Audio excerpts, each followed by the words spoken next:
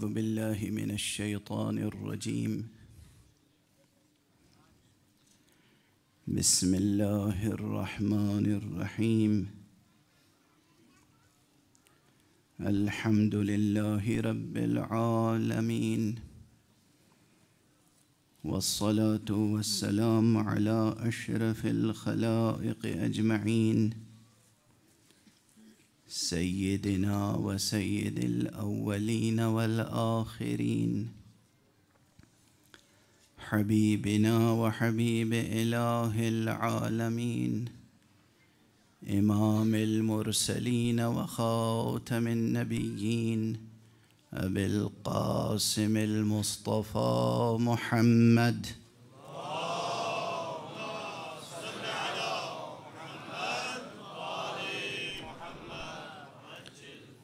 وعلى أهل بيته الطيبين الطاهرين الهداة المهديين المعصومين المظلومين، واللعنة الدائمة على أعداء الحق أجمعين. أما بعد، فقد قال الله تعالى عز اسمه في محكم كتابه ومتقن خطابه: بسم الله الرحمن الرحيم. إنا أعطيناك الكوثر فصل لربك وانحر، إن شانئك هو الأبتر. صدق الله العلي العظيم.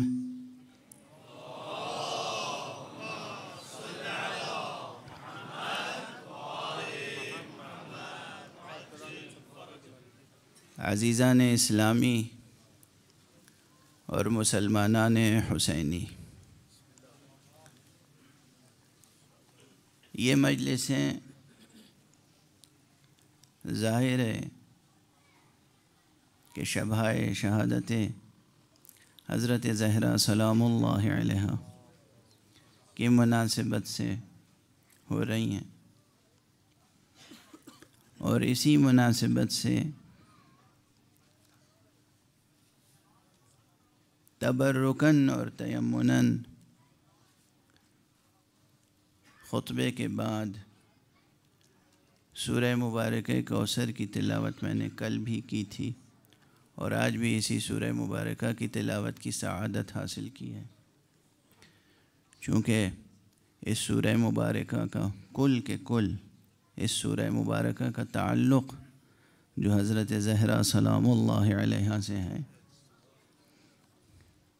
دیکھیے، یہ شکوہ میں دوسری جگہوں پر بھی کرتا رہا ہوں، آپ سے یہ توقع نہیں تھی کہ میں نام لوں معصومین میں سے کسی کا اور آپ بلند آواز سے صلوات نہ پڑھیں۔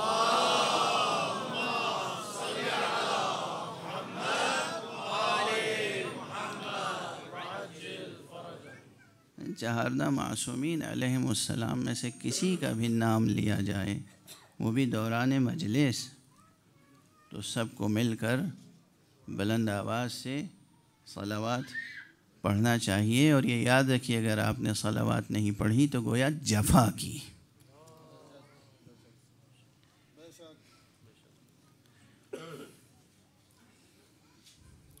اس سورے کا جو ربط اور تعلق ہے بی بی سے وہ بہت واضح ہے، اور اس لیے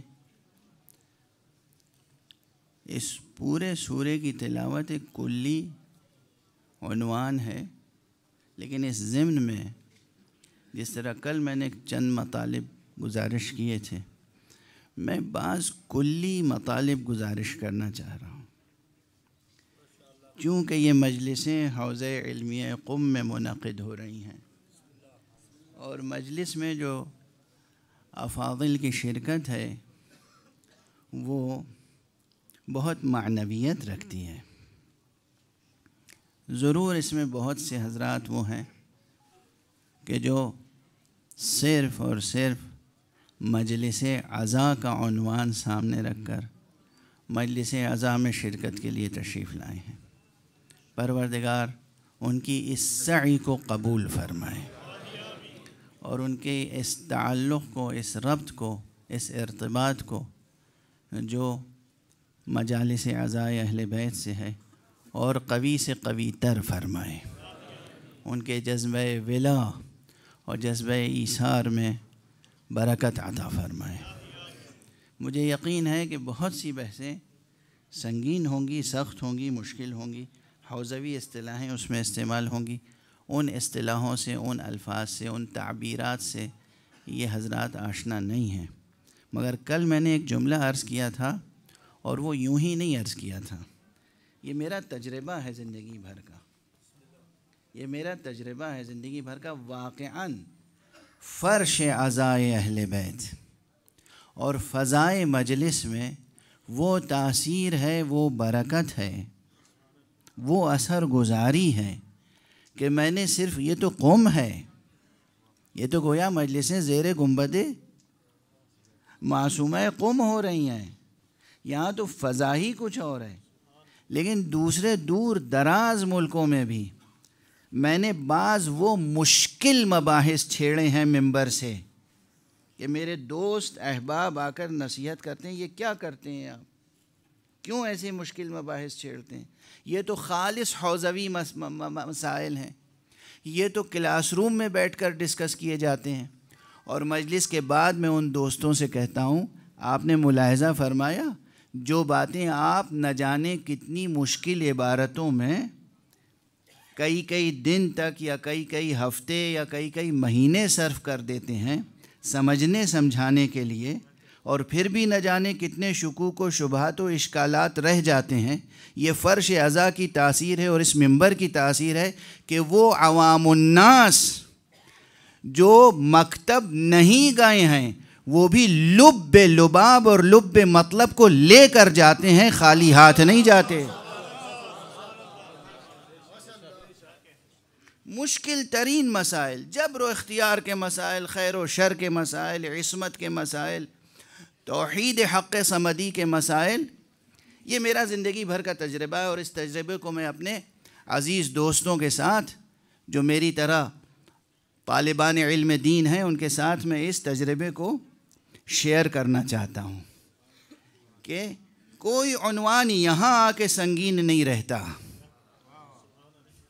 مدرسے میں مشکل معلوم ہو کوئی مسئلہ تو اس مسئلے کو حل کرنے کے لیے فرش عزا پر تشریف لے آئیں۔ آج یہ نسخہ کیمیا لے کے جائیے گا، اس لیے کہ جہاں حضور کی کیفیت ہو وہاں کچھ اور تاثیر ہوتی ہے۔ اور بزرگوں کے ہاں یہ سیرت مستمرہ رہی ہے۔ اب حوزہ علمیہ میں جو حضرات حکمت کی کتابیں، فلسفے کی کتابیں یہاں پڑھتے ہیں اور مطالعہ کرتے ہیں، اور حکماء کا تذکرہ ان کے سامنے بار بار آتا ہے، تو وہ چاہے میر باقر داماد علیہ الرحمہ ہوں اور چاہے ملا صدرہ۔ آپ جانتے ہیں کہ ملا صدرہ یہاں سے 30-32 میل دور کہک ایک قریے میں جا کر رہا کرتے تھے، لیکن جب اتحاد عالم و معلوم کی بحث آئی، اتحاد عاقل و معقول کی بحث آئی، اور یہ بحث حل نہیں ہو پا رہی تھی، تو کیا کیا انہوں نے؟ کسی استاد کے پاس گئے، کسی اور فلسفی کے پاس گئے، کسی اور اس زمانے کے جامعے یا مدرسے میں گئے؟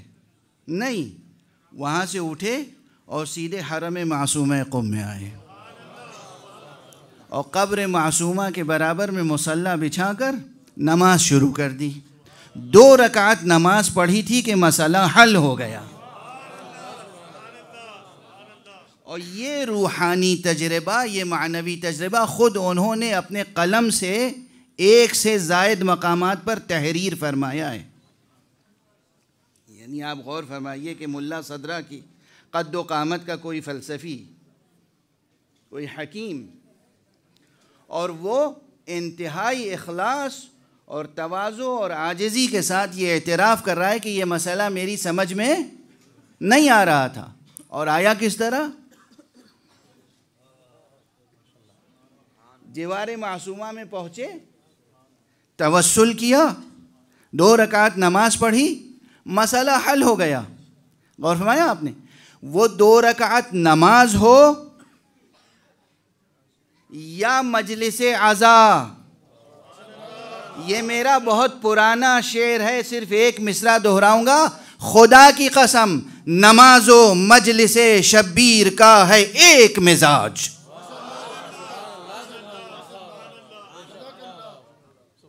آپ اس مجلس عزا کو کیا سمجھتے ہیں؟ یہ مجلس عزا، اس کی تاثیر، اس کی معنویت. اب کیفیت میری تبدیل ہو گئی. ایک تو آپ کی کمزور صلوات کی بنا پر،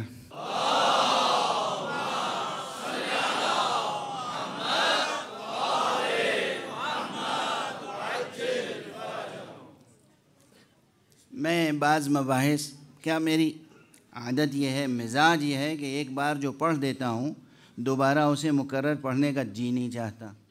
لیکن بعض چیزیں ایسی ہیں جنہیں ضرورتاً مکرر عرض کرنا پڑتا ہے.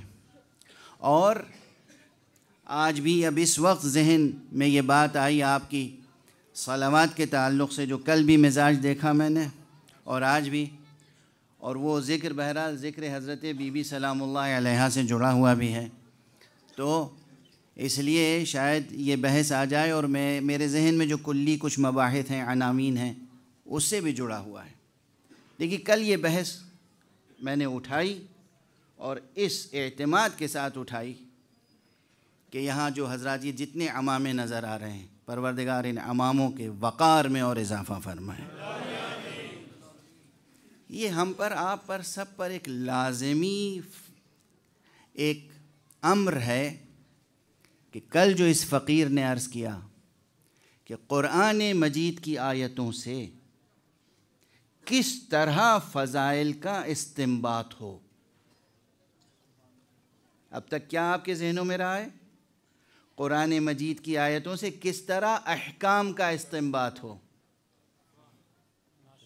واضح ہے؟ قرآن مجید کی آیتوں سے کس طرح احکام کا استنباط ہو. اب ایک مستقل عنوان ہے قرآن مجید کی آیتوں سے کس طرح فضائل کا استنباط ہو، کس طرح مناقب کا استنباط ہو، کس طرح ان اخلاقی اوصاف کا استنباط ہو، کس طرح ان مراتب کا استنباط ہو جو شایان شان معصومین علیہم الصلاۃ والسلام ہے. تو یہ ایک علمی بحث ہے، یہ ایک گزرا خطیبانہ مضمون نہیں ہے، یہ ایک مستقل علمی بحث ہے جس میں قوانین بنانے کی ضرورت ہے، اصول بنانے کی ضرورت ہے، ضوابط بنانے کی ضرورت ہے، قواعد تشکیل دینے کی ضرورت ہے، تأسیس اصل کی ضرورت ہے. اب یہ جتنی ترکیبیں میں نے استعمال کی، ظاہر ہے عوام الناس حضرات کے لیے یہ مسئلہ تأسیس اصل کسے کہتے ہیں، قواعد فقہیہ کیا ہوتے ہیں، اس کے مقابل میں یہاں قواعد کیا ہو سکتے ہیں، مشکل امر ہے. لیکن پھر بھی میں سمجھتا ہوں وجداناً بہت سی باتیں، کچھ نہ کچھ تصور ذہن میں قائم ہو جاتا ہے. دیکھیے ایک آسان سی مثال دے دوں اور پھر آگے بڑھوں. کل میں نے عرض کیا تھا نا کہ ڈکشنری میں لغت میں معنی نہیں ملتے. اگر پانی، لفظ جو پانی ہے، ڈکشنری تک اس کے معنی پہنچ جائیں تو ڈکشنری کا وجود خطرے میں پڑ جائے گا. معنی جہان معنی میں ہے، اور اسی لیے علماء بلاغت نے نحو سے لے کر معانی و بیان تک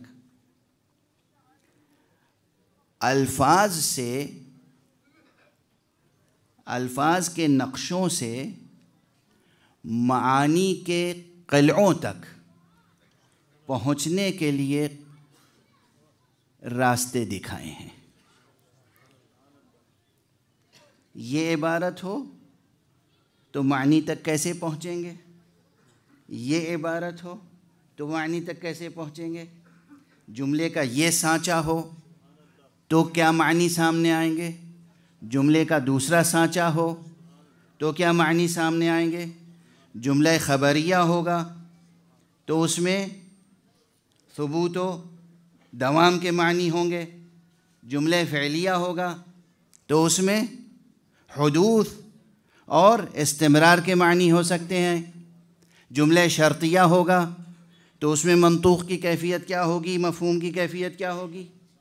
اور اسی طرح کہاں مفہوم ہے اور کہاں مفہوم نہیں ہے, کہاں مفہوم ہوتے ہوئے معتبر نہیں ہے اور کہاں مفہوم ہے اور معتبر ہے. یہ سب جو اصول و ضابطے ہیں یہ صرف اس لیے ہیں تاکہ الفاظ کے خاکوں سے معانی کے قلوں تک پہنچا جا سکے. واضح ہے یہ امر. اب کچھ اصول اس نقطۂ نظر سے بنائے گئے ہیں, یہ سب قاعدے ہیں, یہ سب اصول ہیں. کچھ اصول اس نقطۂ نظر سے بنائے گئے ہیں کہ ہمیں قرآن مجید کی آیتوں سے یا معصوم کے کلام سے احکام کا استنباط کرنا ہے. دست ادب جوڑ کے عرض کر رہا ہوں, جو بزرگان حوزہ ہیں, جو اساتید ہیں, وہ بھی ملتفت رہیں گے اور انشاءاللہ کہیں اگر مجھ سے غلطی ہوگی تو اس کی اصلاح بھی فرمائیں گے. ایک طرف حکم کا اثبات ہے تو کس طرح عبارت کو پڑھا جائے, ایک طرف کسی اخلاقی وصف کا استنباط ہے تو عبارت کو کس طرح پڑھا جائے. ذرا ساتھ ساتھ چلیے گا. اور یہ جو اصول فقہ میں موجودہ اصول فقہ میں بھی جو مباحث ہیں, یہ مباحث اساتذہ نے, بزرگوں نے ایک عنوان قائم کر دیا اور اس پر ایک دو مثالیں دے دیں. اب اس کے بعد 1000 برس گزر گئے اور ہم اس عنوان کی وضاحت اور ان مثالوں تک محدود ہیں. یہ المیہ ہے کہ ہم نے ان مباحث کو پورے متن قرآنی پر منطبق ہی نہیں کیا. چند آیتیں ہیں جو زیر بحث چلی آ رہی ہیں تو چلی آ رہی ہیں, چند عناوین ہیں جو زیر بحث ہیں تو بس ہیں. مثلا اور منتشر مثالیں, اصول فقہ میں بھی یہ بحث آتی ہے اور اصول تفسیر میں بھی یہ بحث آتی ہے. کسی نے یہ شبہ قائم کیا تھا کہ آخر قرآن مجید میں مجازات کا وجود ہے یا نہیں. ایک بحث ہے قرآن مجید میں.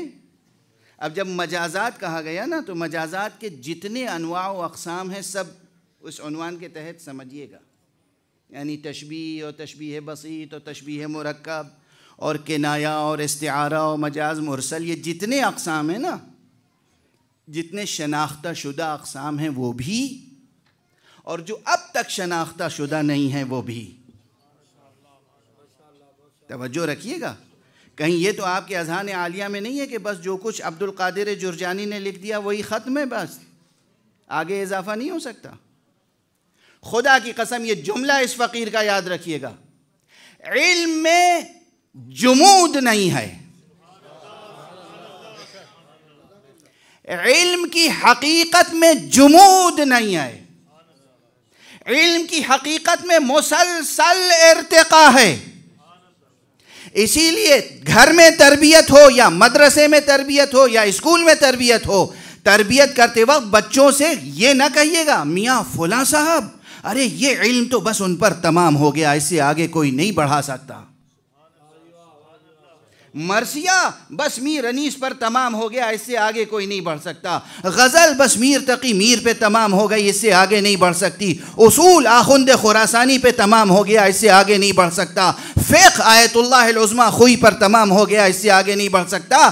اس سے آپ اولاً حقیقت علم سے ناآشنائی ناشناسی کا ثبوت دے رہے ہیں. حقیقت علم و فن میں ارتقا ہے, جمود نہیں ہے. ٹھہر نہیں سکتا علم. اصلاً علم نور ہے اور نور میں جمود نہیں ہے.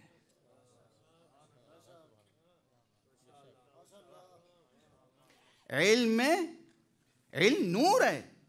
اور یہ تعریف ہم نے تھوڑی کی ہے, میں نے تھوڑی اختراع کر لی ہے کہ علم نور ہے. مشہور و معروف حدیث ہے, آپ میں سے تقریباً ہر طالب علم کو یاد ہوگی. حضور اکرم صلی اللہ علیہ وآلہ وسلم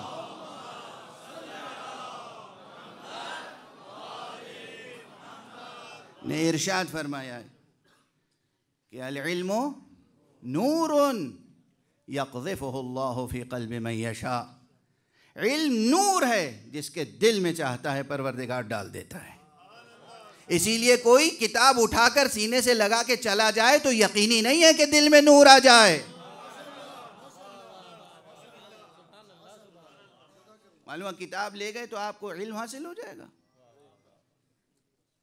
جب تک حق سبحانہ و تعالیٰ آپ کے دل میں نور علم ودیعت نہ فرمائے اس وقت تک علم سے آپ کو کوئی شناسائی پیدا نہیں ہو سکتی. لیکن جب علم سے شناسائی پیدا ہو جائے, حقیقت علم سے, ایک بلند تر صلوات پڑھ دیں محمد و آل محمد بے فرمائی دین جا خجالت نہیں کشم. زحمت فرمودید و برای ما هم مشکلاتی ایجاد فرمودید.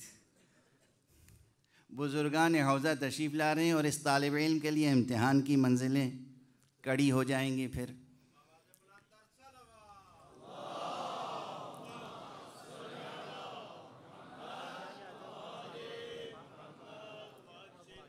پروردگار حضرت علامہ آیت اللہ بہاؤالدینی صاحب کو ہمیشہ صحت و عافیت و طول عمر کے ساتھ سربلندی و سرفرازی عطا فرمائے. یہ جو خصوصیت کے ساتھ عرفانی شعر و ادب کے تو شناور ہیں, جنہیں ان کی صحبت میں بیٹھنے کا شرف حاصل ہوا ہے, وہ جانتے ہیں کہ وہ چاہے ثنائی و عطار ہوں اور چاہے مولانا اور چاہے حافظ ہوں, چاہے نظامی اور چاہے ملا محسن فیض کاشانی ہوں, فیض ہوں یا فیاض ہوں, عرفانی ادب پر جو انہیں احاطہ حاصل ہے اور شناور ہیں. میں گنگنایا کرتا تھا شعر مولانا روم کا کہ معاذ یہ مصرع معاذ پہ ثنائی و عطار آمدیم, لیکن اور ثنائی سے مجھے خاص عشق تھا اور ہے اب بھی, حکیم ثنائی غزنوی. لیکن ان کا مکمل کلیات جو ہے مجھے سب سے پہلے جناب آیت اللہ بہاؤالدینی نے مرحمت فرمایا مطالعے کے لیے, اور اسی طرح خمسہ نظامی. بہرحال یہ چیزیں وہ ہیں جو مطالعے سے تعلق رکھتی ہیں. پروردگار ان کا سایہ برقرار رکھے. ایک بلند تر صلوات پڑھیں محمد.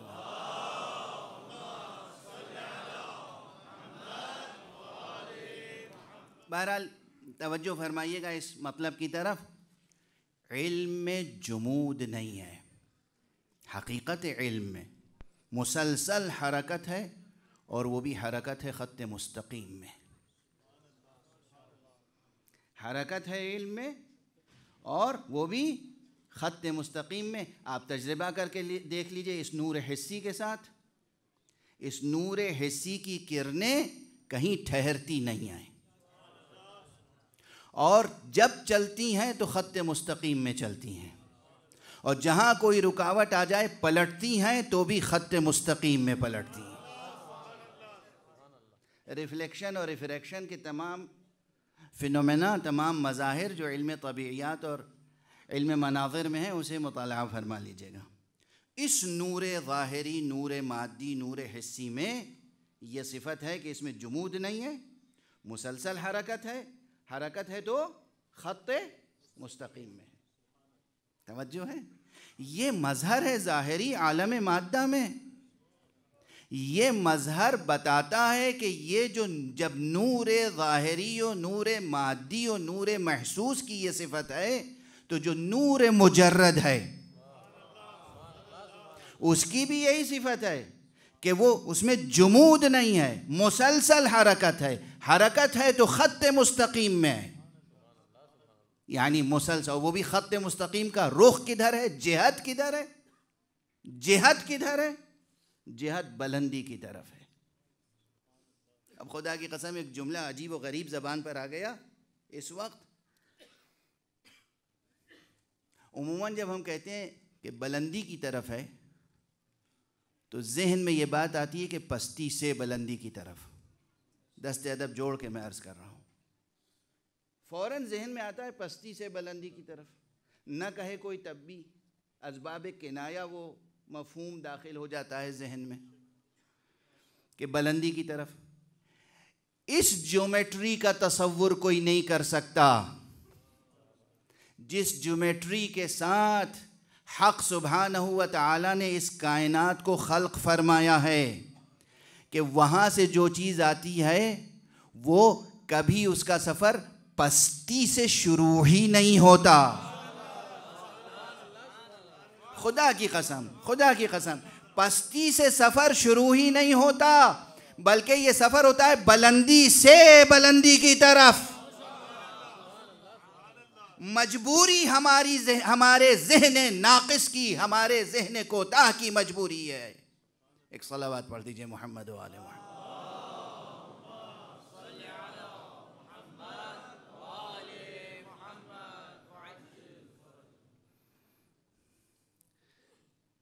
میں کس منہ سے شکر ادا کروں اور شکریہ ادا کروں؟ حضرت استاذ گرامی قدر، استاذ بزرگوار، جو بجائے خود ایک جہان علم و عرفان ہیں، حکمت ہو، فلسفہ ہو، عرفان ہو، فقہ ہو، اصول ہو، اس میں جو ان کی انفرادیت ہے اس وقت وہ خورشید تاباں کی طرح روشن اور منور ہے. حضرت علامہ بزرگوار حکیم فرزانہ آیت اللہ شیخ محسن عراقی صاحب تشریف فرمائیں. وہ تشریف لائے ہیں، انہوں نے زینت بخشی ہے، اور مجھے خود ان کے سامنے زانو ادب کرنے کا شرف حاصل ہوا ہے. اس فقیر کی گزارش پر انہوں نے لندن میں درس خارج کا سلسلہ قائم فرمایا، اور اس سے پہلے حوزہ علمیہ امام حسین کی تاسیس، اور نہ جانے کتنی انجمنیں، کتنے ادارے تشکیل دیے، تاسیس فرمائے، اور کتنے اذہان بنائے اور بنا رہے ہیں. پروردگار ان کا سایہ ہم سب کے سروں پر برقرار رکھے. وہ تشریف فرما ہیں، تشریف لائے ہیں، اور میرے لیے آزمائش اور امتحان میں اور اضافہ ہو گیا. بہرحال میں کیا عرض کر سکتا ہوں، آپ حضرات کی صلوات ہی اب مجھے سہارا دے سکتی ہے.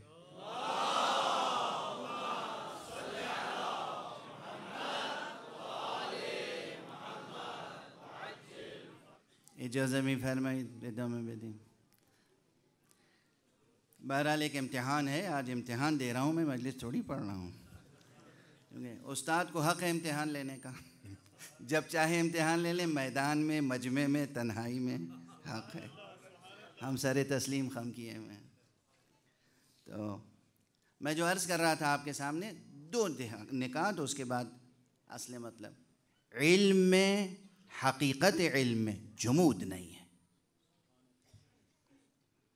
العلم یأبی الجمود، علم میں جمود نہیں ہے، مسلسل ارتقاء ہے، خط مستقیم ہے، اور یہ سفر ہے بلندی سے بلندی کی طرف. اچھا یہ جیومیٹری جو ہے، اچھا اس کا ایک تجربہ کر لیجئے محسوس، اور پھر قدرت حق صمدی کی ستائش اور تمجید اور تسبیح اور تہلیل اور تحمید کیجئے. آپ ذرا زمین چھوڑ کر فضاؤں میں بلند ہوں. جب زمین پر آپ ہوتے ہیں تو چاند اوپر نظر آتا ہے نا، سب ستارے اوپر نظر آتے ہیں. آپ چاند پر پہنچ جائیں تو چاند سے زمین اوپر نظر آتی ہے. توجہ رکھیے گا. اور زمین پر رہتے ہوئے جس طرح چاند روشن نظر آتا ہے، اسی طرح جو چاند پر گئے ہیں انہوں نے گواہی دی ہے کہ ہمیں چاند ہی کی طرح زمین روشن نظر آتی ہے. کیا لطف حق ہے، کیا حسن صنعت کبریا ہے. اس جیومیٹری کو کوئی عام سائنسداں نہ سمجھ سکتا ہے، نہ تشکیل دے سکتا ہے، نہ اس کے معضلات کو حل کر سکتا ہے، کہ جو نقطہ ہے وہاں بلندی ہی بلندی ہے، پستی نہیں ہے. خدا کی قسم حق کی بنائی ہوئی کائنات میں کہیں پستی نہیں ہے، کہیں پستی نہیں ہے. جو سفر ہے وہ بلندی سے بلندی تک ہے. اور جب ہمارا سفر وجود، سفر زندگی، سفر علم بلندی سے بلندی تک ہے تو امام بھی کوئی وہ نہیں ہو سکتا کہ جو بلند نہ ہو. امام بھی وہ ہوگا جو علی ہے، بلند ہے اور ہمیشہ بلند رہنے والا. غور فرما رہے ہیں آپ؟ کیا امام ملا ہے ہمیں، علی. اب میں اپنے انداز سے کہتا رہا ہوں، علی کو اللہ نہ کہیں، علی کو رب نہ کہیں، علی کو خالق نہ سمجھیں، علی کو رازق نہ کہیں، علی کو اللہ کی صفتیں نہ دیں، مگر علی علی ہے. اور علی ابن ابی طالب علیہ السلام کے لیے وہی الفاظ کافی ہیں.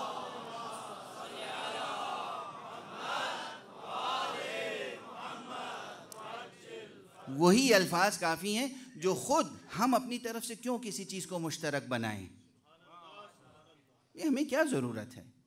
حق سبحانہ و تعالیٰ نے خود کچھ الفاظ ایسے ہیں جو اپنے لیے اختیار کیے، وہی ان کے لیے اختیار کیے. بھئی آپ کو غدیر کا صرف اعلان یاد رہتا ہے نا، جو حضور صلی اللہ علیہ وآلہ وسلم نے فرمایا تھا، من کنت مولا فہذا علی مولا. لیکن پہلے لفظ مولا خود اللہ نے اپنے لیے قرآن مجید میں استعمال کیا ہے یا نہیں؟ لفظ مولا ایک سے زائد مقامات پر قرآن مجید میں اللہ نے خود اپنی ذات کے لیے استعمال کیا ہے. تو لفظ مولا بعینہ ہی بنفس ہی، یہ لفظ مولا اللہ پر بھی اطلاق ہوتا ہے، یہ لفظ مولا رسول اللہ پر بھی اطلاق ہوتا ہے، یہ لفظ مولا علی ابن ابی طالب پر بھی اطلاق ہوتا ہے. وہ بھی مولا، اس کا رسول بھی مولا، اس کی حجت بھی مولا. جب خود یہ کیفیت موجود ہے، اب آپ اندازہ کیجئے کیا بلندی ہے امیر المومنین علیہ السلام کی. اور بس ایک فقرے میں بہت سی باتیں سمٹ آئیں گی. ایسے بلند مولا کی کف و جز ہستی ہوگی، اس کی بلندی مرتبہ کا کوئی اندازہ کر سکتا ہے. بہرحال ابھی میں براہ راست بی بی کے فضائل کی طرف نہیں آ رہا ہوں. ابھی پھر یہ جو میں کلی مباحث پیش کرنا چاہ رہا ہوں، آپ کی اجازت سے اسے قبول فرما لیں. تو کل ایک بات جو میں نے عرض کی تھی وہ کچھ آگے بڑھی، اور دوسری بات جس کی طرف ابھی اشارہ کرنا، بلکہ صراحت کے ساتھ، اور اساتید تشریف فرمائیں تو اگر کوئی خطا ہوگی تو یہ اصلاح بھی فرما دیں گے. یہاں ایک اصولی بحث بھی ہے، ایک فقہی بحث بھی ہے. اور میں بس اہل بیت اطہار علیہم السلام کے در کا صدقہ جو کچھ ملتا ہے وہ آپ تک پہنچا دیتا ہوں. تو اب ایک بات یہ ہے ذہن میں کہ شاید یہ عنوان ابھی تک کہیں زیر بحث نہیں آیا ہے. ابھی آنے سے پہلے بھی میں نے فارسی کے کئی ترجمے اٹھا کے اپنی آنکھوں سے پڑھے، اور جو میں عرض کروں گا وہ ان ترجموں میں موجود نہیں ہیں. یہ مطلب میں ابھی مشہد میں بھی عرض کر چکا ہوں، اس سے پہلے بھی عرض کر چکا ہوں، لیکن حوزہ علمیہ قم میں جو مرکز فقاہت و عرفان ہے، یہاں اس مطلب کو ایک نئے رخ سے عرض کرنا چاہ رہا ہوں. تو اسے انشاءاللہ حضرات قبول فرما لیں گے. لیکن اس مطلب سے پہلے جو اصولی بحث ہے وہ یہ کہ قرآن مجید کی آیتیں اور کلام معصوم کا مطالعہ ہم کس نقطہ نظر سے کرتے ہیں؟ حکم کے اثبات کے لیے. جب حکم کے اثبات کے لیے مطالعہ کرتے ہیں تو رخ کچھ اور ہوتا ہے. مثلا یہ بحثیں کیوں ہیں اصول فقہ میں کہ قرآن مجید میں مجاز ہے یا نہیں؟ اگر کوئی لفظ مشترک ہو تو ایک ہی جملے میں، ایک ہی استعمال میں ایک لفظ مشترک کے ایک سے زیادہ معنی مراد لیے جا سکتے ہیں یا نہیں؟ ایک اصولی بحث ہے. اور حضرت آخوند خراسانی نے کفایہ میں کیا فرمایا ہے کہ لفظ معنی میں فنا ہو جاتا ہے، اور یہ ممکن نہیں ہے کہ ایک لفظ ایک ہی جملے میں ایک استعمال میں ایک سے زیادہ معنی میں استعمال ہو سکے۔ یہ آغا آخون کی رائے ہے۔ ہمارے بہت سے اساتذہ ہیں جو اس رائے کو قبول نہیں کرتے، اور یہ فقیر بھی اس رائے کو قطعاً قبول نہیں کرتا۔ یہ تو شاعری کی ہے آخوند نے، اور اصول شاعری سے ہٹ کے شاعری کی ہے، شاعری کی ہے اور اصول شاعری سے ہٹ کے شاعری کی ہے۔ اصلاً جو چیز موجود ہو اس کے لیے بحث نہیں کی جاتی کہ ممکن ہے کہ نہیں۔ جو چیز موجود ہو اس کے لیے یہ بحث کہ یہ ممکن ہے یا نہیں، یہ مناسب طریقہ نہیں ہے۔ اور پھر ضرورت ہو جس چیز کی، توجہ فرمائیے، قرآن مجید وہ متن ہے، وہ متن ہے۔ زندگی آگے بڑھ رہی ہے، زندگی کی ضرورتیں آگے بڑھ رہی ہیں، مسائل آگے بڑھ رہے ہیں، مسائل میں پیچیدگیاں بڑھ رہی ہیں، غور فرما رہے ہیں آپ، ذہنی ضرورتیں بڑھ رہی ہیں، عملی ضرورتیں بڑھ رہی ہیں، مشکلات بڑھ رہی ہیں، اور آپ کہتے ہیں کہ یہ متن اپنے ایک معنی کے ساتھ محدود و مخصوص ہے۔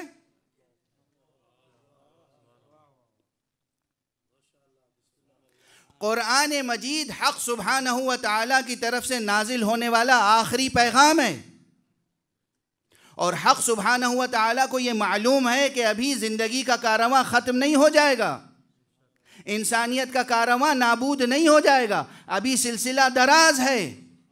اور ہمارے آپ یعنی ایک ایسا متن ہونا چاہیے جو سن 600 ہجری میں بھی بامعنی ہو، سن 600 عیسوی میں بھی بامعنی ہو، اور 2000 عیسوی میں بھی بامعنی ہو، اور اس کے بعد ہر سال آپ شمار کرتے رہے جب تک زندگی کا سلسلہ جاری رہے، یہ متن بامعنی ہو، روشن ہو، روشنی دے رہا ہو۔ اور یہ ممکن نہیں ہے جب تک کہ ایک ہی لفظ میں تہ بتہ معانی کی طرف اشارات موجود نہ ہو،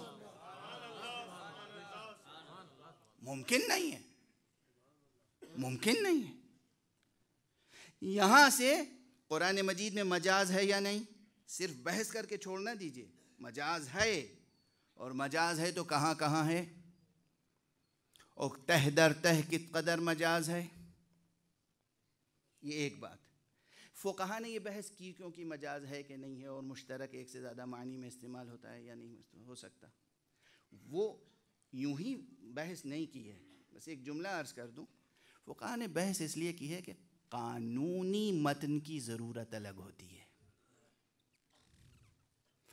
قانون میں جو شے ہوتی ہے اسے قطعی ہونا چاہیے، قانون کی عبارت میں ابہام نہیں ہونا چاہیے، قانون کی عبارت میں تہداری نہیں ہونی چاہیے، قانون کی عبارت میں قطعیت ہونی چاہیے۔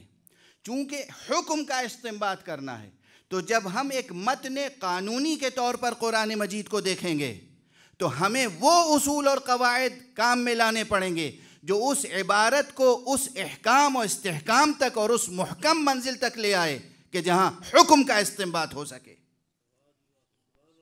وہاں مشترک کا ابہام دور کرنا ہوگا، مجاز کا التباس دور کرنا ہوگا، وہاں حقیقت تک پہنچنا ہوگا۔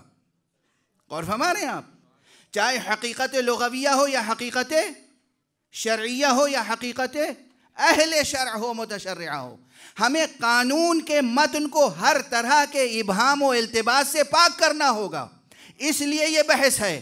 لیکن جب قانونی نقطہ نظر سے وہاں استفادہ حکم کا نہیں کرنا ہے، وہاں استفادہ عقیدے کے کسی مسئلے کا کرنا ہے، وہاں استفادہ کسی فضیلت کا کرنا ہے، وہاں استفادہ کسی منقبت کا کرنا ہے، وہاں استفادہ کسی اخلاقی وصف کا کرنا ہے، اب وہی متن، اعجاز یہ ہے متن وہی ہے، متن نہیں بدلا، نظر بدل گئی تو معنی بدل گئے، متن نہیں بدلا، ضرورت بدل گئی تو وہاں سے افاضہ بدل گیا۔ توجہ رکھیے گا، قرآن مجید کے اعجاز کی شان اب سمجھ میں آئی کیا ہے؟ قرآن مجید معجزہ فصاحت و بلاغت ہے۔ آج تک لوگ کہتے ہیں یہ کیا بات ہے، بعض عیسائی مسیحی اعتراض کرتے ہیں کہ صاحب کوئی شخص کوئی بہت عمدہ شاعری کرے یا بہت عمدہ فصیح و بلیغ کلام پیش کر دے تو کیا وہ نبی ہو جائے گا؟ کیا یہ فصیح و بلیغ کلام کسی کا ثبوت ہو سکتا ہے کہ وہ نبی ہے؟ یہ عام خدا کی قسم 1400 برس میں جتنی کتابیں فصاحت و بلاغت و علوم بلاغت میں لکھی گئی ہیں، یہ سب ناکافی ہیں قرآن کی شان بلاغت کو سمجھانے کے لیے۔ ابھی جو میں نے یہ نقطہ عرض کیا اسے یاد رکھیے گا، قرآن کی شان بلاغت یہ ہے کہ جب قرآن سے حکم کا استفادہ کرنا ہو تو ان آیتوں کی شان کچھ اور ہوتی ہے، جب انہی آیتوں سے کسی فلسفیانہ مسئلے کا استنباط کرنا ہو اسی متن کی شان کچھ اور ہوتی ہے، جب اسی آیت سے کسی فضیلت کا استفادہ کرنا ہو اسی آیت کی شان کچھ اور ہوتی ہے۔ غور فرما رہے ہیں آپ؟ یہ قرآن مجید کی آیتوں کی تہداری، عمق، فراز، گوناگوں ابعاد معنی ہے قرآن کے، اور ظاہر ہے اس پر کام نہیں ہوا۔ کام ہوا ہی نہیں۔ دوسرا مسئلہ تیزی سے عرض کر رہا ہوں تاکہ دیر تک ہم اساتذہ کو زحمت نہ دیں۔ اگر یہ بزرگوار تشریف نہ لاتے تو پتہ نہیں کتنی دیر تک پڑھتا، لیکن اب تو پسینہ آنے لگا۔ ایک صلوات پڑھ دیجئے محمد و آل محمد۔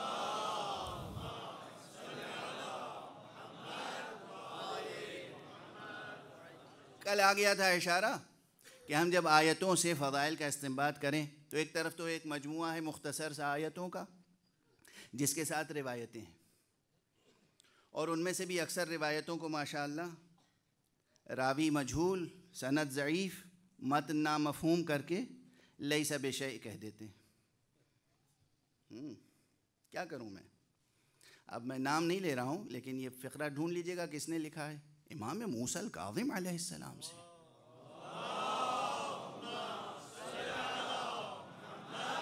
یا کسی امام سے روایت نقل کی جا رہی ہے اور پھر کہتے ہیں لیس بشیء۔ جرأت چاہیے۔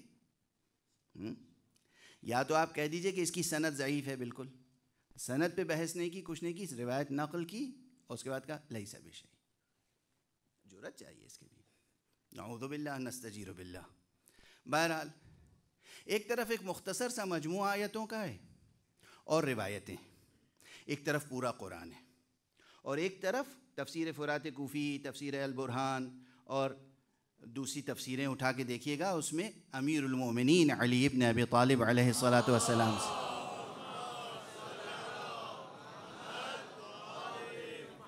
اکثر تفاسیر میں یہ روایتیں ہیں کہ فرمایا ایک مقام پہ مثلا کہ یہ قرآن مجید 4 حصوں میں ہے کل کا کل۔ ایک ہمارے بارے میں ہے، ایک ہمارے دشمنوں کے بارے میں، ایک احکام کے بارے میں ہے، ایک نصائح و مواعظ کے بارے میں کے تعلق سے، یا قصص انبیاء کے تعلق سے۔ کہیں کہا کہ قرآن 2 حصوں میں ہے، آدھا ہمارے بارے میں، آدھا دشمنوں کے بارے میں۔ کہیں فرمایا قرآن 3 حصوں میں۔ اب یہ جو مختلف تعبیریں ہیں اس پہ غور کریں یا نہ کریں؟ ایک طرف 10 12 15 20 25 آیتیں ہیں، ان کے ساتھ روایتیں ہیں کہ یہ آیات فضائل ہیں، لیکن دوسری طرف جب فرما رہے نصف قرآن ہمارے بارے میں، ربع قرآن ہمارے بارے میں، تو ربع قرآن 20 25 آیتیں تو نہیں ہوئیں، نصف قرآن 20 25 آیتیں تو نہیں ہوئیں، یا 100 200 آیتیں تو نہیں ہوئیں۔ اور پھر اس وقت بھی تلاش کیجئے تو جو مثلا حضرت ابن عباس سے یا دوسروں سے روایتیں ہیں کہ حضرت امیر المومنین علیہ الصلاۃ والسلام کی شان میں کتنی آیتیں نازل ہوئیں، جو تعداد کے مطابق وہ آیتیں ہمیں نہیں ملتی۔ اور میں عرض کر رہا ہوں کہ قرآن مجید از اول تا آخر قصیدہ آل محمد ہے، خدا کی قسم۔ اب یہاں تیزی کے ساتھ ایک مثال دے دوں تقریب ذہن کے لیے۔ قصیدے آپ نے بزرگ کلاسیکی شعراء کے پڑھے ہیں، انوری کے قصیدے، خاقانی کے قصیدے، قعانی کے قصیدے فارسی میں، یا مثلا عربی میں بھی معلقات کا جنہوں نے مطالعہ کیا ہے۔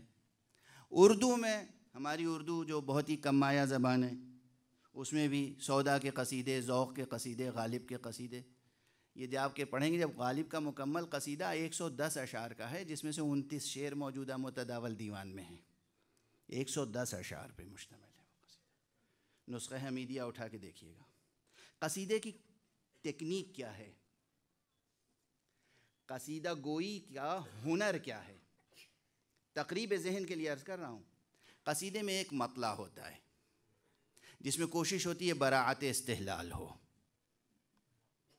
اور اس کے بعد تشبیب ہوتی ہے. کبھی کبھی تشبیب بہت طویل ہو جاتی ہے، پھر گریز کا شعر ہوتا ہے، پھر مدح ہوتی ہے، پھر آخر میں طلب اور دعا ہوتی ہے. یہ ترتیب ہے جو قصیدے کلاسیکی ہیں. کبھی مدح کے اشعار چند اشعار ہوتے ہیں اور تشبیب بہت طویل ہوتی ہے، لیکن وہ پورا قصیدہ ممدوح کی مدحی میں کہلاتا ہے. عنوان کیا ہوتا ہے؟ مثلا قصیدہ در مدح حضرت سرور کائنات نعتیہ قصیدہ ہے، معلوم 50 شعر صرف اس میں نعت کے ہیں، آخر میں 10-12 شعر میں صراحتاً حضرت کی مدح ہے، نعت ہے. اب نعت کی بات آ گئی تو فارسی زبان کے ایک بہت عظیم الشان، اور یہ خود ہماری جو گفتگو ہے اور آپ سب کی جو اہل منبر ہیں گفتگو ہے، اس میں ہمیں کتنا سنبھل کے چلنا چاہیے. تو ایک شعر مجھے یاد آ گیا عرفی شیرازی کا.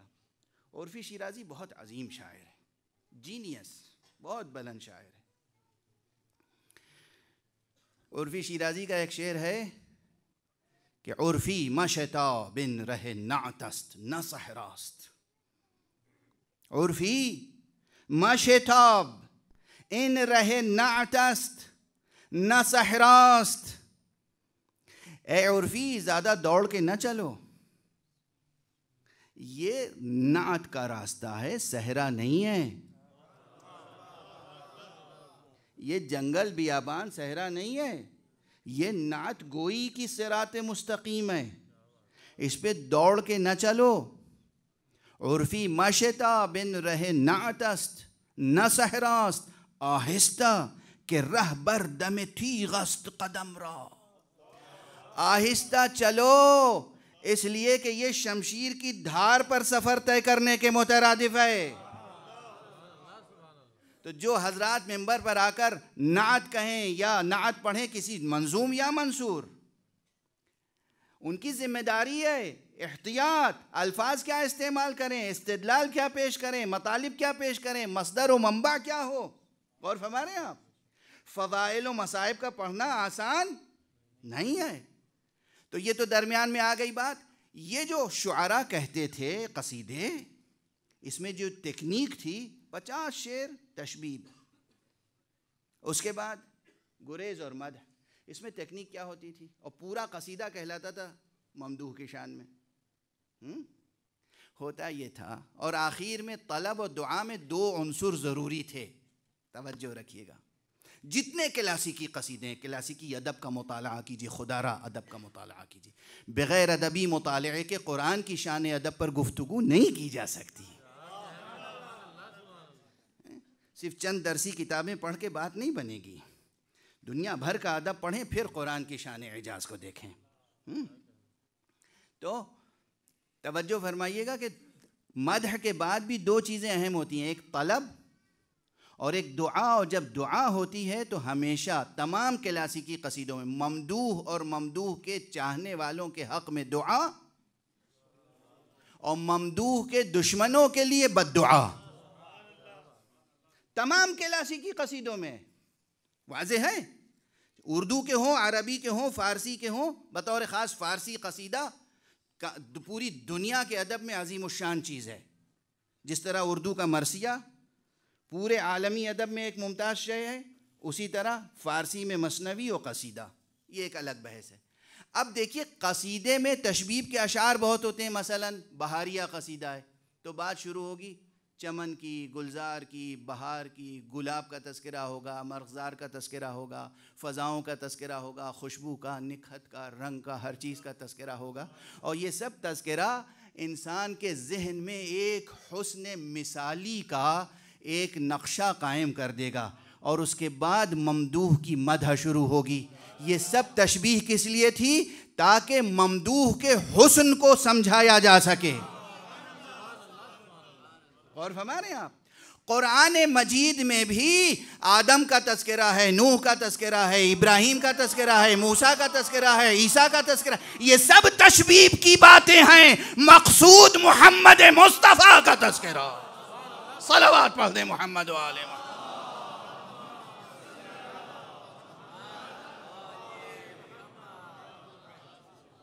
سب تشبیب کی باتیں ہیں، سب تشبیب کی باتیں. مقصود محمد اور آل محمد کا تذکرہ. یہ عظیم ترین مقاصد قرآن میں سے ہے، مقاصد قرآن میں سے ہے.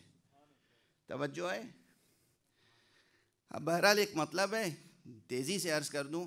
آج آپ ساتھ تو دے رہے ہیں میرا صلوات پڑھ کر، لیکن ایک فقہی بحث ہے. اب ذرا ساتھ دے دیجئے، اور میں اسے گزارش کر دوں اساتذہ کی موجودگی میں. میں نے اس سے پہلے ممبر پہ 2-1 مرتبہ یہ بات کہی ہے، لیکن آج خصوصیت سے عرض کر رہا ہوں. دیکھیے، ایک تو متن ہے قرآن کا ہمارے سامنے، کچھ روایتیں ہیں، لیکن قرآن نے براہ راست تدبر کا حکم دیا ہے. تو متن سامنے ہے اور ہم ہیں. فہم کا حق ادا کریں یا نہیں، سوچیں یا نہیں، سمجھیں یا نہیں، بات آگے بڑھے یا نہیں. یہاں پر ایک دو جانبہ بحث ہے. اخباری حضرات فرماتے ہیں کہ قرآن سمجھ ہی نہیں سکتے روایات کی روشنی میں. بات اس شدت کے ساتھ نہ لائیے، حد وسط پہ آئیے. بہت سی روایتیں ہیں جو سمجھ نہیں سکتے جب تک کہ قرآن کی آیتیں سامنے نہ ہوں. تو ادھر بھی متشابہات ہیں اور مشکلات ہیں، اور ادھر بھی متشابہات ہیں. ٹھیک ہے. بعض قرآن کی آیتیں ہیں جو روایات معصومین کے بغیر سمجھی نہیں جا سکتی، اور بعض روایات معصومین ہیں جو قرآن کی آیتوں کے بغیر سمجھی نہیں جا سکتی. یہ ایک اصل آج گرہ میں باندھ لیجئے. اور دوسری بات کہ معصومین نے جو روایتیں ارشاد فرمائی، مخاطب کون تھا اس وقت؟ کس کے افق ذہنی کو ملاحظہ فرما کر آپ نے ارشاد فرمایا؟ کیا جو وہ ارشاد فرمایا بس وہ حد آخر ہے، یا اس کے باوجود بھی گنجائش ہے کہ اور بھی اگر مطلب اسی سمت میں سامنے آ رہا ہو تو استنباط کیا جائے؟ توجہ ہے. یعنی اگر کوئی مفہوم، کوئی مضمون، کوئی مطلب، کوئی معنی، کوئی حقیقت ابھر کے آیت سے سامنے آ رہی ہے تو اس کو قبول کیا جائے یا تحجر روایت پر سامنے رکھ کر؟ جبکہ یہ روایتیں بھی وہ ہیں جو احاد ہیں. معلوم نہیں واقعاً یہی کلمات معصوم نے فرمائے یا راوی نے اپنے طور پہ نقل کیے. کون قسم کھا کے قرآن مجید پر ہاتھ رکھ کے کون قسم کھا کے کہہ سکتا ہے کسی بھی روایت کے لیے کہ پیغمبر کے پیغمبر کی زبان مبارک سے بعین ہی یہی الفاظ ادا ہوئے تھے؟ ایسی آیتیں، ایسی روایتیں 10 بھی مل جائیں، 10 تو بہت بڑی بات ہے. لیکن یہیں پہ ٹھہر کے ایک جملہ کروں. خدا کا شکر ہے، خدا کا احسان ہے، ایک روایت ایسی ضرور ہے کہ قرآن مجید کو ہاتھ میں لے کر ہم کہہ سکتے ہیں خدا کی قسم یہ الفاظ وہی ہیں جو پیغمبر نے کہے تھے. اس میں ایک زبر زیر کا فرق نہیں ہوا، اور وہ وہی ہے. کوئی روح زمین پر علماء اہل حدیث ہوں، علماء سلف ہوں، علماء اہل سنت ہوں یا علماء شیعہ، سب کو میں کہتا ہوں جی چاہے مناظرہ کر لو، جی چاہے مباہلہ کر لو،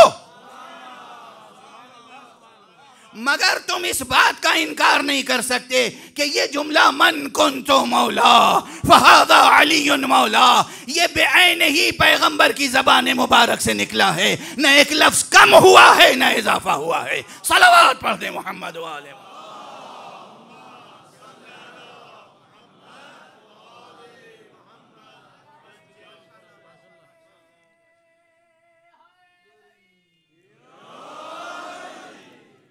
اب بالکل تمام مقدمے اور تمہید اور درمیان کے مقدمات چھوڑ کر میں اصل مطلب کی طرف آ رہا ہوں، جو حضرت زہرا کی فضیلت بھی ہے، پیغمبر اور اہل بیت پیغمبر کی فضیلت بھی ہے، اور جو آپ بخل سے کام لے رہے تھے کل سے آج تک صلوات پڑھنے میں، کہ اب دیکھیے ایک آیت ہے اور بظاہر بالکل مشہور و معروف آیت ہے، سب کو یاد ہے، ہر بچے کو یاد ہے. نماز ختم ہوئی ہم وہی آیت پڑھتے ہیں. کہیں مجلس ہوئی دعا شروع کرنی ہے وہی آیت پڑھتے ہیں. اس کے بعد صلوات پڑھتے ہیں. کیا ہے؟ ان اللہ وملائکتہ یصلون علی النبی یا ایھا الذین آمنوا صلوا علیہ وسلموا تسلیما.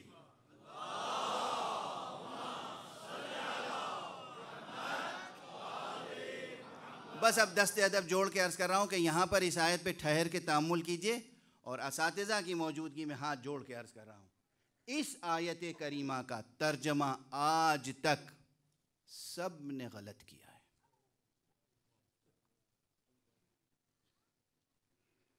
فارسی، عربی، اردو، انگریزی، سب نے غلط ترجمہ کیا ہے. سب اشتباہ کرتے رہے، اور جو ترجمہ کیا ہے وہ شایان شان پیغمبر نہیں ہے، اور شایان شان فصاحت قرآن نہیں ہے، شایان شان بلاغت قرآن نہیں ہے.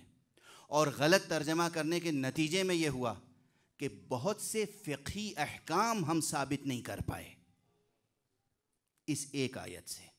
بس توجہ رکھیے گا، توجہ رکھیے گا. متن آیت کیا ہے؟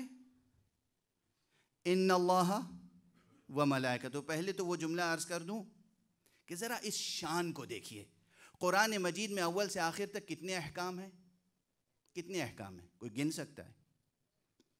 عبادات سے لے کر اور معاملات تک، اول فقہ سے لے کر آخر فقہ تک کتنے احکام ہیں جو قرآن سے استنباط ہوتے ہیں؟ بے شمار. ہم گن نہیں سکتے. کوئی فقی، کوئی مرجع تقلید یہ نہیں کہہ سکتا کہ قرآن مجید کی تمام آیتوں میں جتنے احکام ثابت ہو سکتے ہیں وہ سب میرے سامنے ہیں. کوئی نہیں کہہ سکتا. ٹھیک ہے، لیکن ایک بات یقینی ہے، ذرا توجہ رکھیے گا. ایک بات یقینی ہے، جتنے احکام ہیں سب میں انداز یہ ہے کہ تم کرو.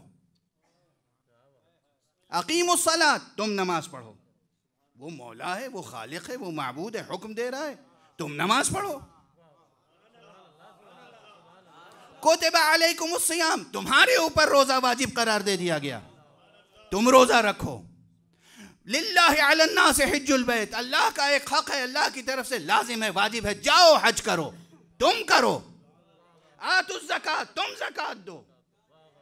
اول عبادات سے لے کر آخر معاملات تک جتنے احکام ہیں تم کرو، تم کرو، تم کرو، تم کرو، تم پر واجب ہے، تم پر واجب ہے، تم پر واجب ہے. یہ منفرد، بے فرد، منحصر بے فرد ہے یہ حکم، جس کو دینے سے پہلے عجب انداز اختیار کیا. دیکھو میں یہ کرتا ہوں.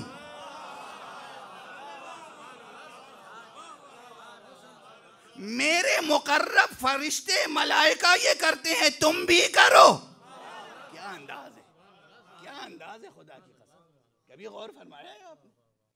دیکھو میں کرتا ہوں، ان اللہ و ملائکتہ یصلون، میں یہ کرتا ہوں تم بھی کرو. اس ایک مورد کے علاوہ کوئی دوسرا مورد آپ پیش کر سکتے ہیں جہاں خدا کہے میں بھی کرتا ہوں تم بھی کرو؟ کیا عظمت ہے اس کی. اور پھر دوسرا مرحلہ، یہاں لفظ صلاۃ سے مراد کیا ہے؟ فارسی میں کہتے ہیں درود. درود کے معنی کیا ہے؟ جتنے ترجمے مزید وضاحت سے کرتے ہیں یعنی اللہ رحمت نازل فرماتا ہے، یہی ترجمہ ہے نا. چاہے حضرت محقق تھے، عارف تھے، اس میں کوئی شک نہیں ہے. حضرت الہی قمشئی کا ترجمہ ہے، عارفانہ ذوق رکھتے تھے، اس کے باوجود انہوں نے جو مشہور بات تھی وہ یہی تھی. اور دوسرے فقہا جو موجودہ ہیں، گزشتہ ہیں، سب کہ خدا رحمت نازل فرماتا ہے. آقا الہی قمشئی نے تو درمیان میں یہ بھی لکھا ہے برروان او، ان کی روح پر. گویا انتقال بھی ہو گیا، جسم و روح میں جدائی بھی ہو گئی، اور یہ جو رحمت کی بارش ہے ان کی روح پر ہو رہی ہے. بڑے مسائل کھڑے ہو جائیں گے یہاں پر. اور فرما رہے ہیں آپ، کیا واقعاً یہاں لفظ صلاۃ و یصلون سے مراد ہے کہ اللہ رحمت نازل فرماتا ہے؟ اس میں شک نہیں کہ وہ خالق ہے، یہ مخلوق ہیں. اس میں شک نہیں کہ وہ معبود ہے، یہ عبد ہیں. اس میں شک نہیں کہ یہ ہمیشہ اس کی رحمتوں کے محتاج رہیں گے. اس میں شک نہیں کہ وہ ان پر مسلسل رحمتوں کی بارش فرما رہا ہے اور فرماتا رہے گا. لیکن کیا اس آیت میں یصلون اور صلو سے مراد نزول رحمت اور دعائے رحمت ہے؟ دست ادب جوڑ کر. اور کیا واقعاً لفظ صلاۃ کے مراد رحمت کے علاوہ کچھ نہیں ہے؟ صلاۃ یعنی نزول رحمت. تو بھائی معمولی سی بات ہے کہ ادب میں مترادف کلمات استعمال کیے جاتے ہیں، مگر ان کا بھی ایک حسن ہوتا ہے. کبھی کبھی مترادف کلمے کے لانے سے قبح پیدا ہو جاتا ہے، اور کبھی مترادف کلمے کے لانے سے حسن میں اضافہ ہو جاتا ہے، لیکن اس کا موقع ہوتا ہے. اور عموماً جو تخلیقی ذہن رکھنے والے ہیں وہ یہ جانتے ہیں کہ جب مترادف کلمات لائے جاتے ہیں تو اس میں بھی اس لیے لائے جاتے ہیں کہ مترادف کلمہ جب آتا ہے تو کچھ نہ کچھ معنی میں قوت اور شدت اور اضافہ کرتا ہے. غور فرما رہے ہیں آپ؟ اچھا، اب صورتحال یہ کہ اگر صلاۃ سے مراد صرف نزول رحمت ہے تو پھر وہاں کیا کریں گے؟ ایک آیت ہے قرآن مجید میں، وہ بھی بہت مشہور ہے. وَبَشِّرِ الصَّابِرِينَ الَّذِينَ إِذَا أَصَابَتْهُمْ مُصِيبَةٌ قَالُوا إِنَّا لِلَّهِ وَإِنَّا إِلَيْهِ رَاجِعُونَ أُولَٰئِكَ عَلَيْهِمْ صَلَوَاتٌ مِّن رَّبِّهِمْ وَرَحْمَةٌ. یہ کیا ہوا؟ کیسے ترجمہ کریں کہ اچھا سلیس بلیغ ترجمہ ہو جائے، تکرار سے بچ جائیں. اولئک علیہم صلوات و رحمہ. رحمہ تو ہے ہی ہے، اور صلوات کے معنی بھی رحمہ ہیں بالآخر. تو پھر کیا ہوگا؟ وہی وہ ہیں کہ ان پر رحمتیں ہیں اور رحمت ہے. ٹھیک لگ رہا ہے ترجمہ؟ مناسب ہے یہ ترجمہ؟ اچھا، رحمت کا لفظ ہٹا کے درود لکھ دیجئے. تو درود کی تفسیر کیا کی گئی ہے؟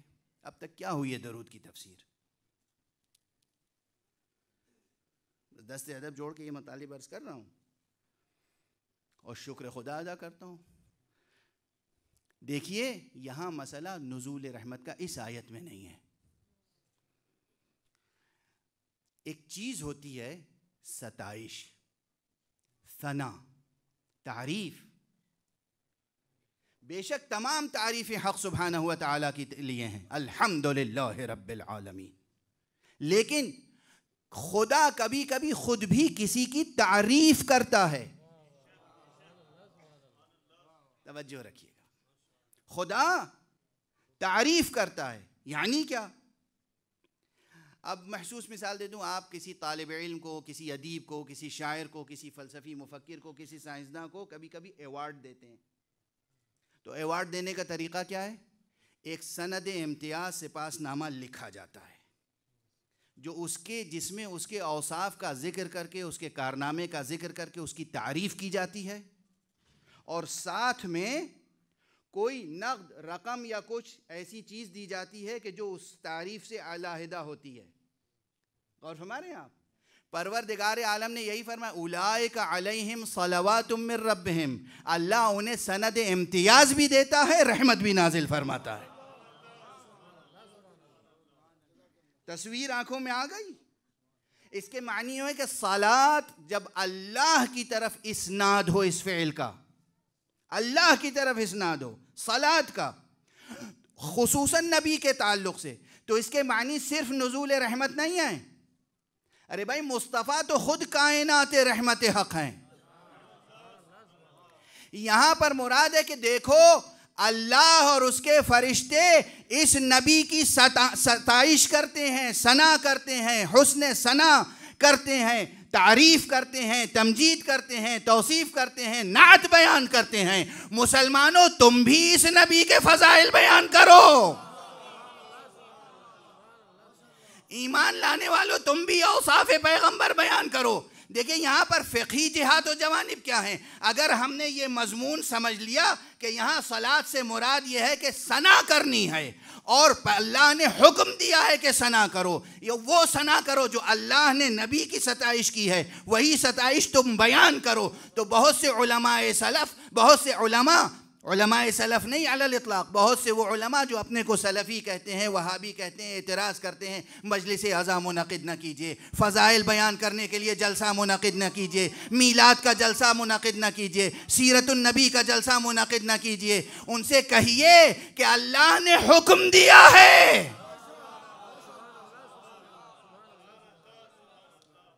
اللہ نے حکم دیا ہے، یعنی یہ ہماری مجلس یا جلسہ میلاد النبی یا جلسہ سیرت، جلسہ فضائل، جلسہ ذکر محمد و آل محمد عملاً حکم الہی کی تعمیل ہے. اس نے حکم دیا ہے صلو، جو ثنا اللہ نے کی ہے تم اسے بیان کرو. اور دیکھو اس کا مرحلہ یہ تھا کہ وہ صرف ثنا کر سکتا تھا، تعریف کر سکتا تھا. وہ خالق ہے، اس نے اپنے اس مخلوق کی ثنا کی ہے.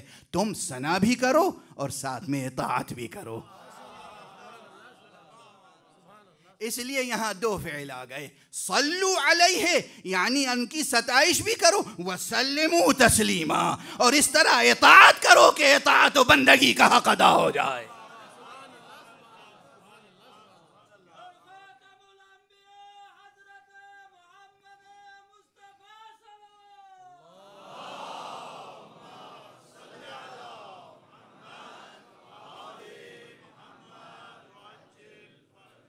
یاد رکھیے گا کہ یہ آیت آج تک نامفہوم ہے. ہم سمجھتے ہیں صرف درود بھیجنا ہے، یعنی ہمارے درود میں ہم دعا کر رہے ہیں ان کے لیے کہ پروردگار ان پہ رحمت نازل فرما. وہی جابر ابن حیان کوفی کو یاد کیجئے. ہم دعا کریں اور واسطہ بنیں کہ پروردگار ان پر رحمت نازل فرما. علیہ السلام کہیں یا علینا منہ السلام؟ وہ ہیں واسطہ فیض الہی، وہ ہیں واسطہ فیض الہی، ہمیشہ تھے، ہمیشہ رہیں گے. غور فرما رہے ہیں آپ؟ تو یہاں صلاۃ اور صلوات سے مراد یہ نہیں ہے کہ ہم ان کے حق میں کہیں پروردگار محمد پر رحمت نازل فرما. ہم مأمور ہیں کہ اللہ نے اس اپنے پیغمبر کی جو صفتیں بیان کی ہیں، کہیں کہا انک لعلی خلق عظیم، کہیں فرمایا وما ارسلناک الا رحمتا للعالمین، کہیں صراحتاً، کہیں اشارتاً، کہیں کنایتاً، پورے قرآن میں مجازات کی شکل میں، استعارات کی شکل میں، تسبیحات کی شکل میں، استعارات کی شکل میں، تلمیح کی شکل میں، کنائے کی شکل میں، جہاں جہاں مصطفیٰ صلی اللہ علیہ وآلہ وسلم اور ان کے اہل بیت سے ہونے والے اولیاء اللہ اور ائمہ کی ثنا ہے، توصیف ہے، استنباط کریں، استخراج کریں اور بیان کریں. یہ مأمور ہیں ہم، حکم دیا گیا ہے ہمیں صلو علیہ، تم بھی ثنا کرو اور وہی ثنا کرو جو حق ثنا کر رہا ہے. اور تم اس کے آگے بھی بڑھ جاؤ، اس لیے کہ تم بندے ہو، مخلوق ہو، امتی ہو. تمہیں اتباع بھی کرنی ہے، تمہیں پیروی بھی کرنی ہے، تمہیں اطاعت بھی کرنی ہے، تمہیں بندگی کا حق بھی ادا کرنا ہے. اگر تم نے بندگی کا حق ادا نہیں کیا تو پھر خسارے کا سودا ہوگا. ایسی بندگی کا حق ادا کرو، اس طرح ادا کرو، اس طرح سر تسلیم خم کرو کہ اطاعت کا حق ادا ہو جائے. وَسَلِّمُوا تَسْلِيمًا. تو یہ ایک آیت ہے، کب سے ہم روز دہراتے ہیں نا ہر نماز کے بعد، مگر لفظ صلاۃ کے معنی میں صرف ہم یہ سمجھتے ہیں درود بھیجنا ہے. درود بھیجنا ہے یعنی کیا بھیجنا ہے یہ بھی نہیں معلوم. ثناء الہی. اچھا، میں نے قرآن مجید کی 2 آیتیں سامنے رکھ دیں کہ بھئی یہ آپ کہاں سے کہہ رہے ہیں. بالکل نیا مطلب. نیا مطلب اس لیے کہ وہ آیت حل نہیں ہوگی اگر ہم مترادف سمجھ لیں. اولئک علیہم صلوات من ربہم ورحمہ. صلوات بھی ہے، رحمت بھی. ایک چیز اور، اب یہاں پر چونکہ اساتذہ تشریف فرمائیں تو ایک سند بھی دے دوں. کہیں گے بھائی نص سے اہل لغت بھی ہے کہیں، تو بس ایک حوالہ دے دوں کافی ہوگا. عربی زبان کی سب سے پہلی ضخیم اور مکمل ڈکشنری کس نے لکھی؟ خلیل ابن احمد فراہیدی. خلیل ابن احمد فراہیدی نے یادگار کتاب لکھی، کتاب العین، عربی لغت. جب عربی اس لغت میں آپ جا کے تلاش کریں گے صلاۃ کے معنی، تو صراحت کے ساتھ اس نے لکھا ہے صلاۃ اگر اس کا اسناد اللہ کی طرف ہو تو اس سے مراد وہ ستائش ہے جو اللہ اپنے نبی کی کرتا ہے. یہ ثناء الہی ہے نبی کے لیے، ثناء الہی. نزول رحمت الگ مضمون ہے، برحق بجا، مگر وہ الگ بحقیقت ہے.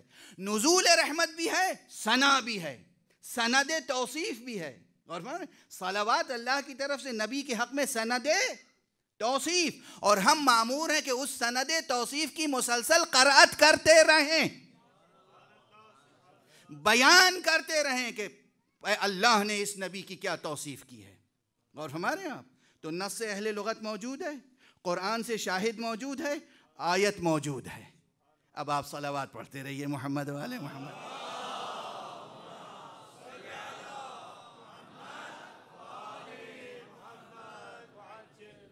بس وقت تمام ہو چکا.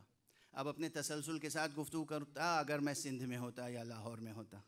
یہاں پر وقت محدود ہے، اس لیے بس ایک فقرے میں آپ کی طبیعتیں منقلب ہو جائیں گی. جن کے اوپر اللہ نے جن کی ثنا، توصیف، منقبت بیان کرنے کا حکم دیا گیا، جن کے لیے ان سے اگر کوئی گواہ مانگے، کوئی شاہد طلب کرے،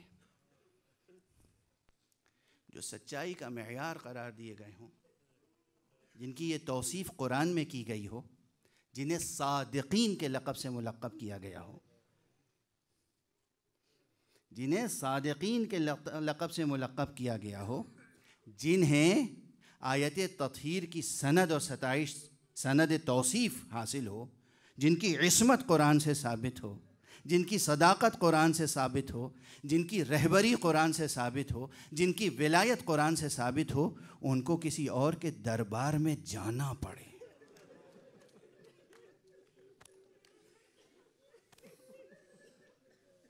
وہی ختم ہو جاتی ہے.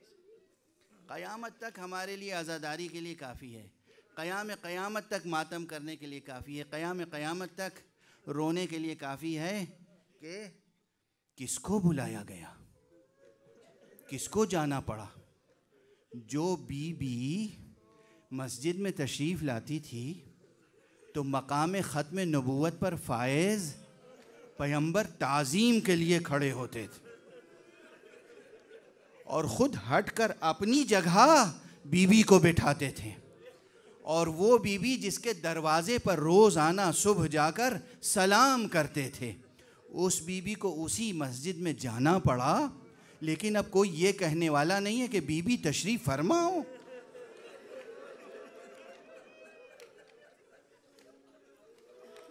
خدا کی قسم، بی بی کے خطبے سے متعلق جو متن موجود ہے، جو ابن طیفور نے لکھا ہے یا دوسروں نے لکھا ہے، وہ آپ جا کر ملاحظہ فرمائیں. اس میں یہ نہیں ہے کہ کسی نے استقبال کیا ہو، کہو بی بی آپ نے کیوں زحمت کی، آپ ہمیں بلا لیتی، بی بی آپ تشریف فرما ہوں. کسی نے یہ بات نہیں کہی. اور سب سے بڑی بات جو قیامت تک رونے کے لیے کافی ہے، ذرا ایک جملہ سن لینا عزیزان گرامی.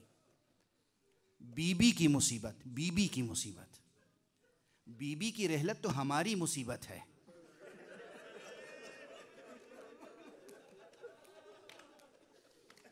بی بی کی رحلت تو ہماری مصیبت ہے نا.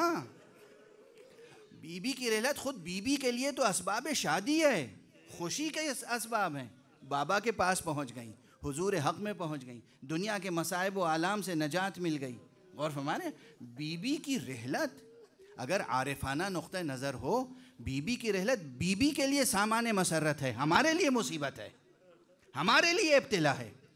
خود بی بی کی مصیبت کیا تھی؟ بابا کا جدا ہو جانا.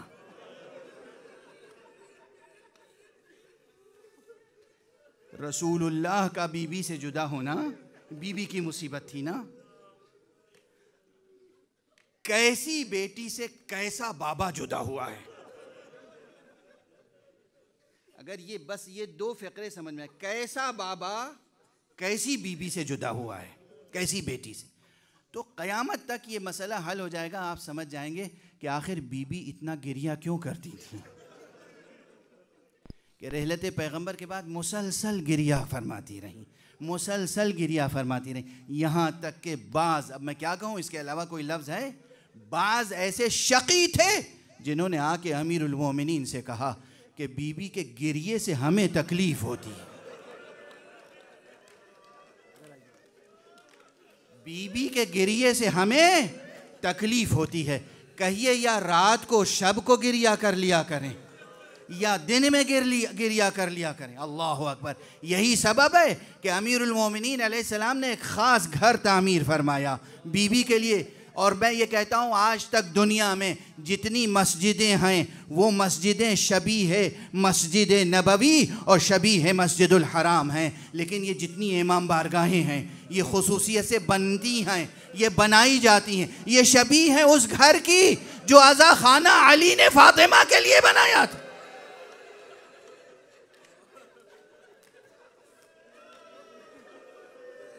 اجرکم علی اللہ, اجرکم علی اللہ, اجرکم علی اللہ. بس اب ضبط کر کے سن لیجئے گا. جب کسی کا ارتحال ہوتا ہے, جب کسی کا انتقال ہوتا ہے, جب کوئی دنیا سے جدا ہوتا ہے, وہ بھی کیسی عظیم شخصیت, پیغمبر کی شخصیت.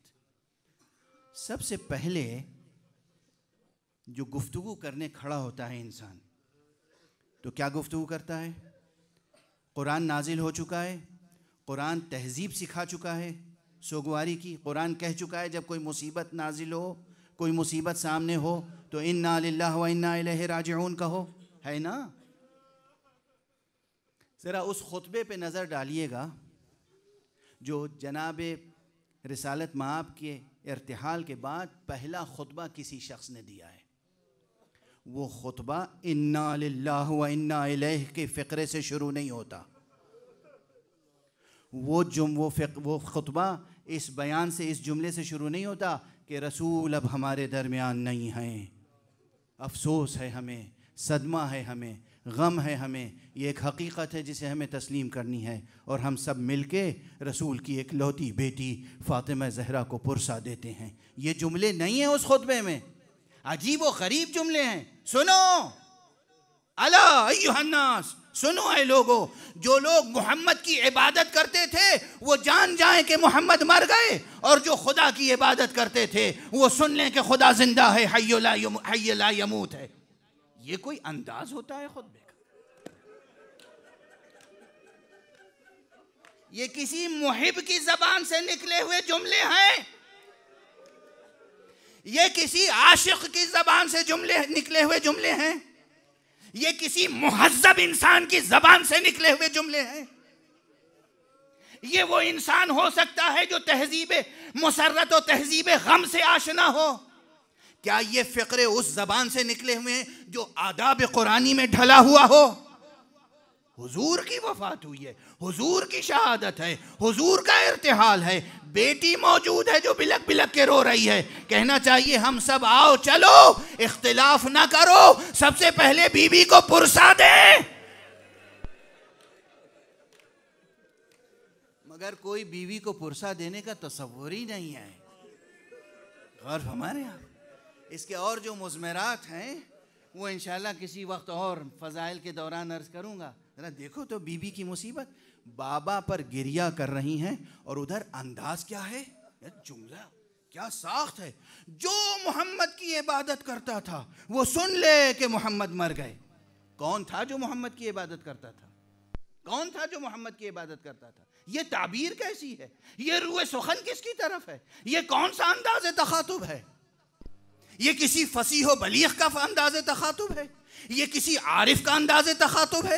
یہ کسی فقیہ کا انداز تخاطب ہے؟ یہ کسی ہمدرد انسان کا انداز تخاطب ہے؟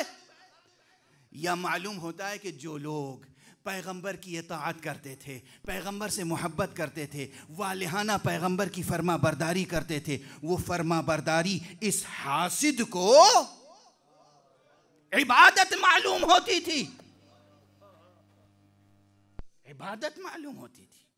ایسے ماحول میں بی بی ہیں, یعنی وفات کا صدمہ اپنی جگہ, اور جب یہ جملہ سنا ہوگا تو بی بی کو کتنا صدمہ ہوا ہوگا.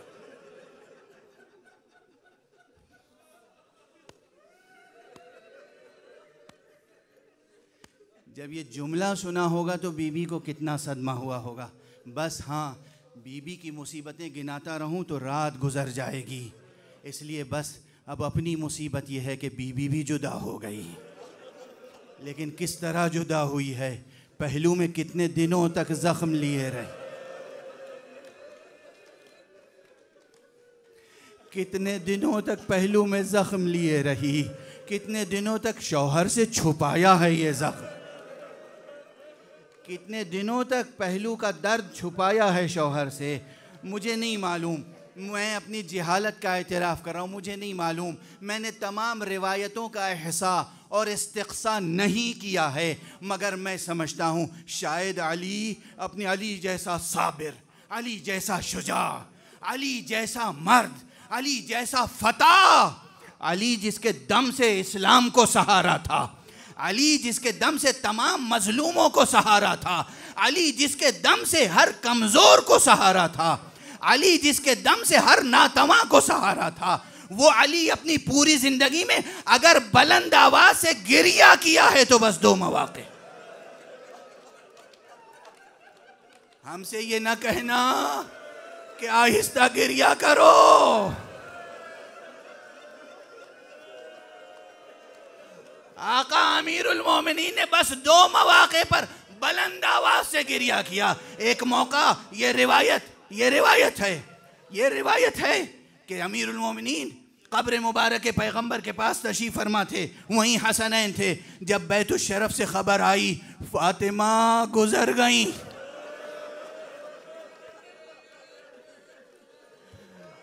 تو ایک روایت میں یہ بھی علی ایک مرتبہ بلند آواز سے گریہ کیا، غش کھا کے زمین پر گر. جس مصیبت عظمیٰ پر، جس مصیبت کبریٰ پر علی کو غش آ جائے، قیامت تک وہ سوگواری کا سلسلہ ختم نہیں ہو سکتا. یہ ایک موقع ہے. جیسے ہی خبر سنی، جیسے ہی اطلاع ملی بی بی کی وفات ہو گئی، علی نے بلند آواز سے گریہ کیا اور غشی آ گئی، غشی طاری ہو گئی. اب ہم اپنی عام زبان میں غشی کہتے ہیں، روایت میں بھی اسی طرح کے الفاظ ہیں، مگر وہ کیا کیفیت تھی، وہ کیا کیفیت تھی غم کی، صدمے کی، الم کی، کہ جس کو روات نے غشی کہا ہے. اور دوسرا موقع کون ہے؟ جب حسب وصیت زہرا جناب امیر المومنین نے، اچھا مجھے اجازت دیجئے یہاں پہ حوالہ دے دوں. علامہ ملا احمد نراقی کوئی معمولی نام نہیں ہے. ان کی کتاب مستند اور دوسری کتابیں بزرگ فقہا ان کتابوں کا حوالہ دیتے ہیں، اس پہ تکیہ کرتے ہیں. علامہ احمد نراقی نے، فقیہ بزرگوار، انہوں نے بھی یہ جملہ لکھا ہے اور میں پڑھ کر یہ جملہ آپ کے سامنے دہرا رہا ہوں کہ جب امیر المومنین نے حسب فرمائش زہرا غسل دینا چاہا تو جب پسلیوں تک ہاتھ پہنچا تو بی بی کے غم میں امیر المومنین نے بلند آواز سے گریہ کیا ہے. بعد میں اصحاب نے پوچھا، سلمان نے پوچھا، ابو ذر نے پوچھا، عمار یاسر نے پوچھا، علی ابو الحسن امیر المومنین، آپ جیسا شجاع بلند آواز سے گریہ، کہا تمہیں نہیں معلوم فاطمہ کیسی صابرہ تھی، فاطمہ کیسی مظلومہ تھی. کتنے دنوں تک فاطمہ نے اپنے پہلو کا زخم اور درد مجھ سے چھپایا ہے. اِنَّا لِلَّهِ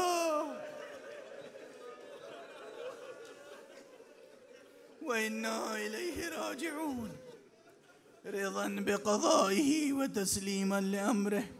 إِنَّا لِلَّهِ وَإِنَّا إِلَيْهِ رَاجِعُونَ رِضًا بِقَضَائِهِ وَتَسْلِيمًا لِأَمْرِهِ. إِنَّا لِلَّهِ وَإِنَّا إِلَيْهِ رَاجِعُونَ رِضًا بِقَضَائِهِ وَتَسْلِيمًا لِأَمْرِهِ. پروردگار ہماری اس ناچیز حقیر عبادت عزا کو قبول فرما. پروردگار جتنے زہرا سلام اللہ علیہا کے سوگوار ہیں، ماتمی ہیں، عزادار ہیں، ان سب کی زندگیوں میں نور معرفت، نور توحید، نور ولایت سے ان کی زندگیوں کو پر رونق و پر نور فرما. پروردگار ہمارے بگاڑے ہوئے کاموں کو اپنے دست قدرت سے سنوار دے. پروردگار معبود پوری انسانیت کراہ رہی ہے. پروردگار انسانیت مشکلات سے دوچار ہے. اپنے ولی آخر کو اذن ظہور عطا فرما، فرزند زہرا کو اذن ظہور عطا فرما، اور ان کے ہاتھوں سے اپنی رحمت و رافت و عدالت کا پرچم لہرا دے. پروردگار اس جمہوری اسلامی کی حفاظت فرما۔ پروردگار ہمارے رہبر مقدس کو، رہبر معظم کو اپنے خاص حفظ و امان میں رکھ۔ پروردگار یہ جو علماء اعلام تشریف فرما ہیں اور جو ان کے امثال ہیں، ان کی عمریں دراز ہوں، ان کا سایہ ہمارے سروں پر ہمیشہ برقرار رہے، ان کا فیض ساری دنیا میں پھیلتا رہے۔ معبود پروردگار جو طلاب علوم دینیہ ہیں، ان کی خدمتوں کو قبول فرما، ان کی توفیقات میں اضافہ فرما۔ پروردگار ہم سب کو اپنے ولی آخر کے سپاہیوں میں قرار دے۔